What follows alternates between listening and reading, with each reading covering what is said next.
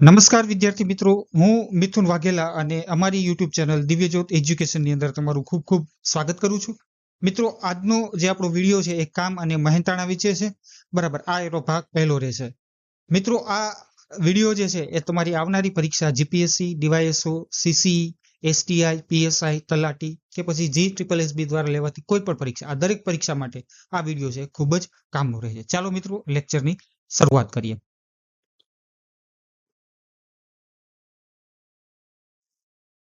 કામ અને મહેનતાણું. મિત્રો, કામ અને મહેનતાણું જે છે એની આપણે સૌપ્રથમ વ્યાખ્યા સમજી લઈએ. તો વ્યાખ્યા એવી છે કે activity ઇન્વોલ્વિંગ physical efforts done in order to achieve a result is known as work. બરાબર, એટલે કે કોઈ નિશ્ચિત પરિણામ મેળવવા માટે જે કોઈ શારીરિક બળ લાગે છે, બરાબર, આ બળને કામ કહે છે. બરાબર, હવે આપણે મહેનતાણીની વ્યાખ્યા સમજી લઈએ. તો money received by a person for a certain work is called the wages of the person for that work. એટલે કે જે કામ કરવા માટે, બરાબર, એ જેણે નિશ્ચિત પરિણામ ધાર્યું હતું અને આ નિશ્ચિત પરિણામ મેળવવા માટે એને જે કામ કર્યું છે અને આ કામના બદલામાં એને કોઈ રૂપિયા પૈસા મળે છે, બરાબર, તો એને મહેનતાણું અથવા વેજીસ કહે છે. બરાબર, તો આ બંને વ્યાખ્યા છે એ તમારે સમજવી રહી. હવે આપણે થોડાક ઇમ્પોર્ટન્ટ પોઈન્ટ્સ છે એ આપણે સમજી લઈએ. તો એમાં પહેલો મુદ્દો એવો છે કે વેતન એ કરેલા કામના સીધા પ્રમાણમાં હોય છે. એટલે કે જે વેજીસ જે છે, બરાબર, આ વેજીસ એ જે કામ જે કરેલું છે, બરાબર, આ વર્કના સીધા પ્રમાણમાં હોય છે. બરાબર, તો એનો કહેવાનો મતલબ એવો છે કે તમે જેટલું કામ કરશો એટલું તમને વેતન વધારે મળશે. જેટલું વધુ કામ એટલું વધુ વેતન, જેટલું ઓછું કામ એટલું ઓછું વેતન, એવો કહેવાનો મતલબ છે.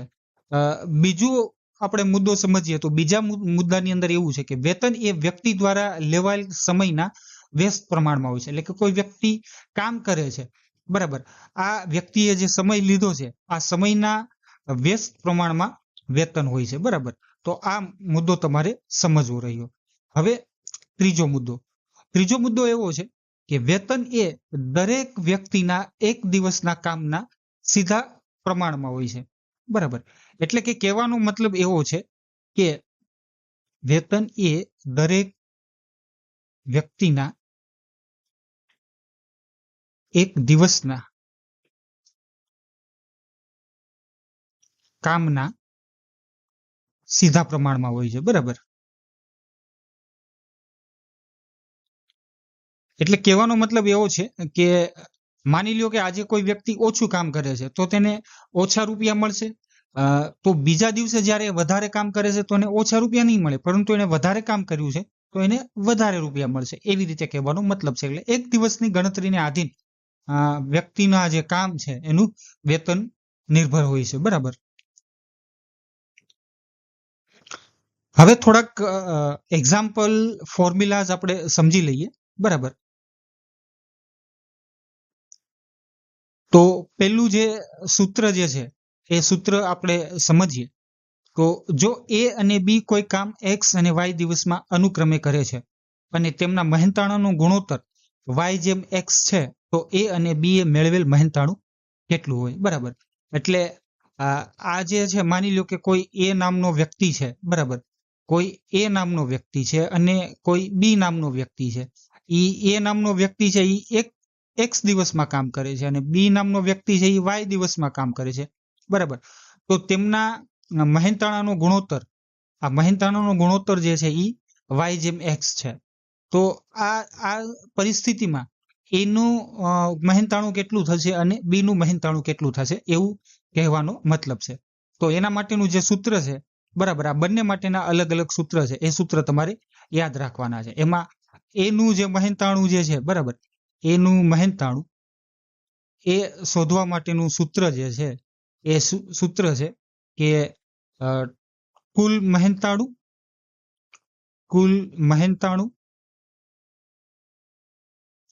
એના છેદમાં દિવસો. બરાબર, એટલે કે જે A ના દિવસો છે તે અને B ના દિવસો છે તે અને એને ગુણ્યા બીએ લીધેલા દિવસો, બરાબર. આ રીતના થશે. આ સૂત્ર મૂકશો એટલે તમને એનું મહેનતાણું મળશે, અને આ જે હું બીજું સૂત્ર લખું છું એ તમે મૂકશો એટલે તમને બીનું મહેનતાણું મળશે, બરાબર. મિત્રો, જ્યારે પરીક્ષામાં આવો પ્રશ્ન પૂછાય છે ત્યારે એટલી બધી ગણતરી નથી કરવાની, માત્ર ને માત્ર સૂત્ર મૂકી અને તમે ગણતરી કરી શકશો. તો કુલ મહેનતાણું એના છેદમાં એક્સ પ્લસ વાય એટલે કે દિવસો એને ગુણ્યા એક્સ. તો આ બે સૂત્રો દ્વારા મિત્રો તમે ઇન્ડિવિજ્યુઅલ મહેનતાણા ગણી શકશો, બરાબર. હવે આપણે એનું એક સારું એવું ઉદાહરણ સમજી લઈએ.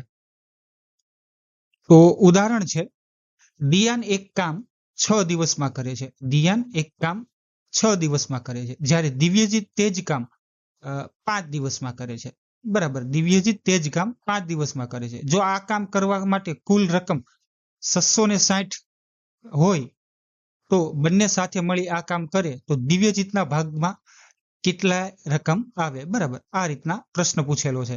તો આપણે સીધું સૂત્ર જ મૂકીએ, બરાબર. સીધું આપણે સૂત્ર મૂકીએ તો સૂત્ર શું હતું? બીનું મહેનતાણું એટલે કે અહીંયા આપણે દિવ્યજીતનું મહેનતાણું થશે. દિવ્યજીતનું મહેનતાણું તો સૂત્રમાં કઈ રીતના થશે? તો કે કુલ રકમ એના છેદમાં દિયાને લીધેલા દિવસો અને દિવ્યજીતે લીધેલા દિવસો અને એને ગુણ્યા દિયાને લીધેલા દિવસો, બરાબર. આ રીતના થશે. અહીંયા કુલ રકમ આપી છે આપણને 660, બરાબર. તો અહીંયા હવે 660 એના છેદમાં 11 એને ગુણ્યા 6.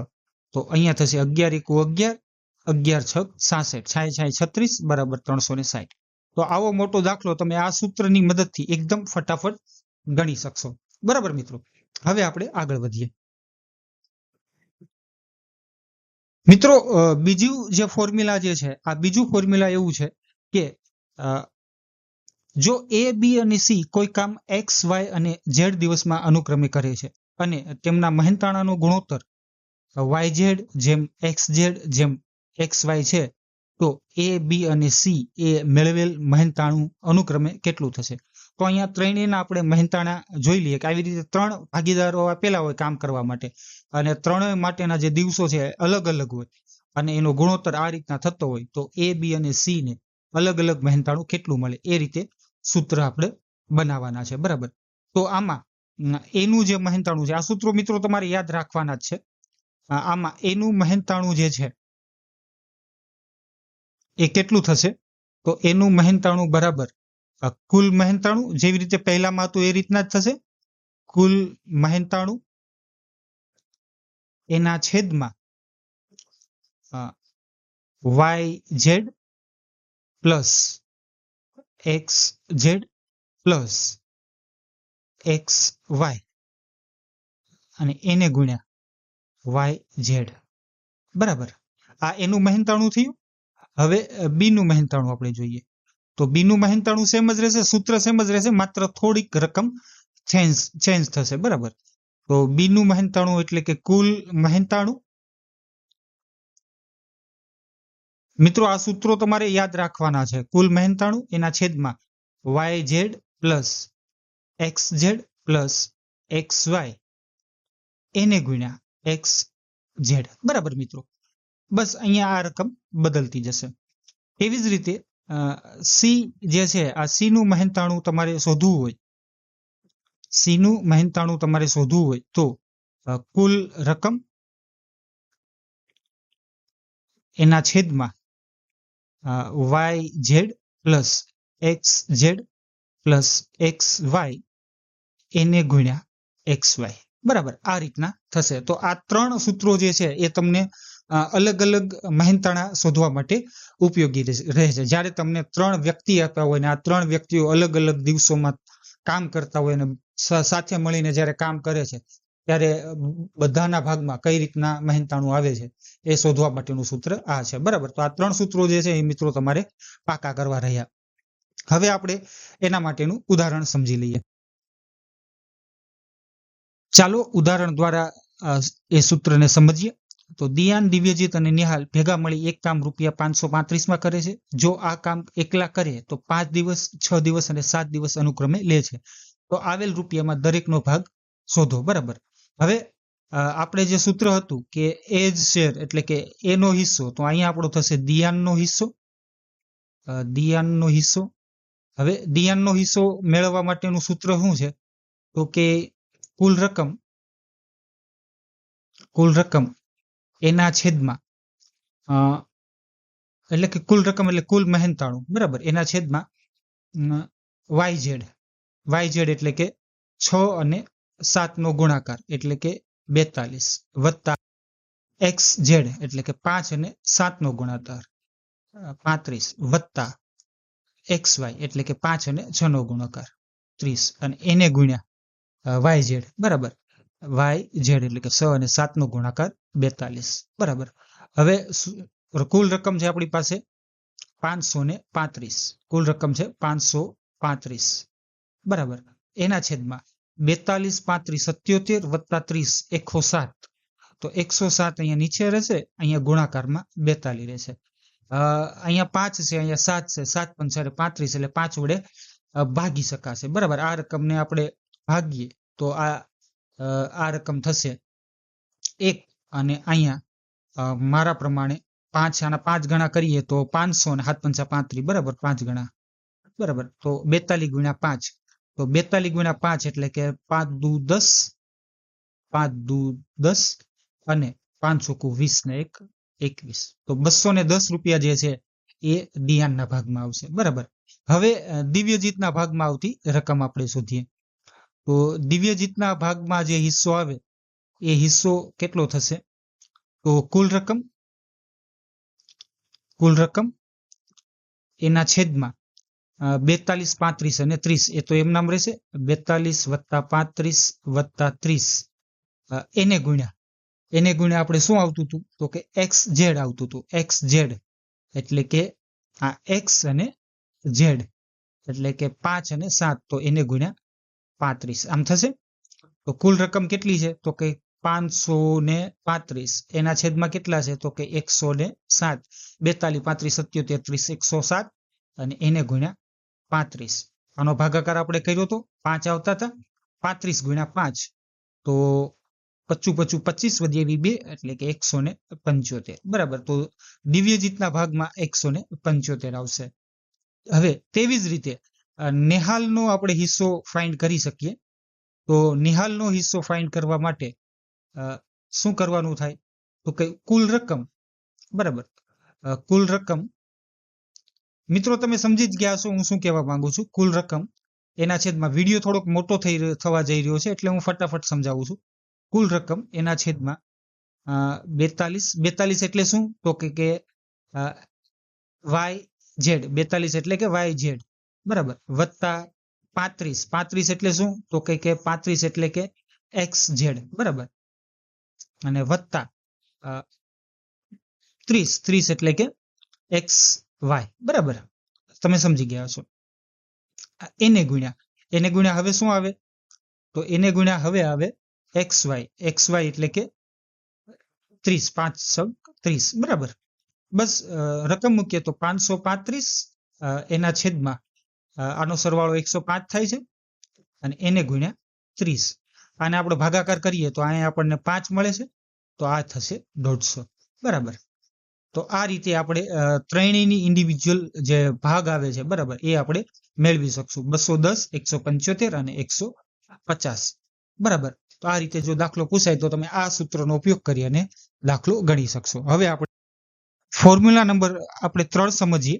તો એવું છે કે કોઈ એક કામ જે છે, બરાબર, આ કોઈ એક કામમાં જે વેતન આવે છે, જે મહેનતાણું આવે છે, બરાબર, તો એ મહેનતાણું મેળવવા માટે જે કામે લાગેલા વ્યક્તિઓ છે, બરાબર, કામે લાગેલા વ્યક્તિઓની ભાગે આવતું મહેનતાણું, બરાબર. એના માટેનું એક સૂત્ર જે છે એ સૂત્ર છે કે કુલ મહેનતાણું બરાબર કુલ મહેનતાણું બરાબર એક વ્યક્તિના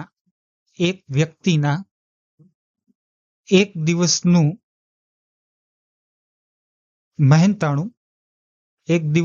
મહેનતાણું એને ગુણ્યા વ્યક્તિઓની સંખ્યા, દિવસોની સંખ્યા, આને ગુણ્યા દિવસોની સંખ્યા. તો આ રીતે તમે કુલ મહેનતાણું ફાઇન્ડ કરી શકશો. બરાબર. તો આપણે હવે ઉદાહરણ જોઈએ. ચાલો મિત્રો, ઉદાહરણ દ્વારા આ દાખલાને આપણે સમજીએ. 45 સ્ત્રીઓ એક કામ કરવા માટે 48 દિવસ લે છે અને તેમનું મહેનતાણું 31,050 છે. જો પુરુષનું મહેનતાણું સ્ત્રી કરતા બમણું હોય અને આ જ કામ 16 દિવસમાં કરાવવા માટે કેટલા પુરુષોની જરૂર પડે જો મહેનતાણું 11,500 આપવામાં આવે? એટલે કે 45 સ્ત્રીઓ જે 48 દિવસ કામ કરે છે અને 31,050 રૂપિયા મહેનતાણું લે છે. તેવી જ રીતે આ જ કામ આપણે સેમ કામ જે છે એ પુરુષો પાસે કરાવવાનું છે. પુરુષોની જે ક્ષમતા છે સ્ત્રી કરતા બમણી છે. આ કામ આપણે 16 દિવસમાં પૂર્ણ કરાવવું છે ને એના માટે આપણે 11,500 મહેનતાણું આપવું છે. તો કેટલા પુરુષોની સંખ્યા જશે એ આપણે ફાઇન્ડ કરવાનું. સૌપ્રથમ આપણે સ્ત્રીની એક દિવસની આપણે જે મહેનતાણું છે એ ફાઇન્ડ કરવું પડે. બરાબર. તો સ્ત્રીનું એક દિવસનું મહેનતાણું કેટલું થશે એ ફાઇન્ડ કરવું પડે. તો એના બરાબર 31,050 એના છેદમાં 45 ગુણ્યા 48. બરાબર. આ રીતના છે, કારણ કે 45 દિવસો છે ને 48 દિવસો છે ને 45 મહિનાઓ છે. બરાબર. હવે આનું સાદુરૂપ આપીએ તો આ 45 છે તો આને 5 વડે પેલા ભાંગીએ. બરાબર. તો આને 5 વડે ભાગીએ તો 9 પંચા 45. આને 5 વડે ભાગશું તો 6 પંચાને 30, 5 દુ 10. બરાબર. પછી 5 એકુ 5 અને ભાગ ના હાલે તો અહીંયા 9 છે અને અહીંયા 6,210 છે. આને 9 વડે ભાગી શકાય? તો કે 9 વડે ભાગી શકીએ તો હા, 9 વડે ભાગી શકાશે. 9 એકુ 9, આ 62 10 છે એટલે 62 એટલે કે 54. બરાબર. 54 અને વધ્યા 8, 90 81, 690. બરાબર. 690. Very good. હવે 690 અને અહીંયા ભાગ નો હાલે. હવે 690 એટલે અહીંયા 48 છે અને અહીંયા 690 છે. તો 2 વડે નહીં, 8 વડે ભાગી શકાશે? 8 વડે 6 વડે ભાગી શકાશે. 6 એકુ 6 અને 1590. રેડી ને? હા, 6 વડે ભાગી શકાશે. તો આને 6 વડે ભાગતા આપણને મળશે 6 એકુ 6, 1590 અને આને 6 વડે ભાગતા 8 મળશે. તો 115 ના છેદમાં 8. બરાબર. તો આ એક દિવસનું મહેનતાણું થયું સ્ત્રીનું. બરાબર. પુરુષનું મહેનતાણું બમણું છે. તો શું થશે? તો કે 115 ના છેદમાં 8 એને ગુણ્યા 2 એટલે કે 115 ના છેદમાં 4. બરાબર. આ રીતના થાય. તો જરૂરી પુરુષોની સંખ્યા કેટલી થશે? તો કે કુલ મહેનતાણું કેટલું છે? તો કે આપણે 11,500 આપવાના છે. બરાબર. અને એના છેદમાં પુરુષો જે છે, આ પુરુષો કેટલા છે? આ 16 દિવસ આપણે કામ લેવાનું છે અને પુરુષો કેટલા છે? રોજ કેટલું છે? તો કે 115 ના છેદમાં 4. આ એક દિવસની મજૂરી છે એક પુરુષની. બરાબર. તો હવે ભાગાકાર કરીએ તો આ થશે 4. બરાબર. હવે 115 ને 115 એટલે આ સીધા 100 થાય અને 100 ભાગ્યા 4 એટલે કે 25 પુરુષોની અહીંયા જરૂર પડશે. 25 પુરુષોની જરૂર પડશે. બસ મિત્રો, આ રીતના તમે ફટાફટ ફોર્મ્યુલાની મદદથી આવા અઘરા દાખલા તમે સોલ્વ કરી શકશો. જીપીએસસી લેવલનો દાખલો છે, ખૂબ જ અઘરો છે મિત્રો આ દાખલો. બરાબર. તમે આરામથી આ દાખલાને સોલ્વ કરી શકો છો. તો મિત્રો, અહીંયા સુધી આપણે રાખીએ, રજા લઉં છું. આગલા લેક્ચરની અંદર આપણે આના બીજા જે અમુક સૂત્રો છે એ સૂત્રો સમજી અને થોડાક ઉદાહરણો સમજશું. એટલે તમારું આ જે કામ અને મહેનતાણું છે એનું ચેપ્ટર સરસ મજાનું તૈયાર થઈ જશે. ચાલો મિત્રો, રજા લઉં છું. મિત્રો, અમારું આ ચેનલ દિવ્યજ્યોત એજ્યુકેશનને લાઈક કરો, શેર કરો અને સબસ્ક્રાઇબ જરૂરથી કરો. ચાલો મિત્રો, રજા આપો મને. જય હિન્દ, જય ભારત, વંદે માતરમ.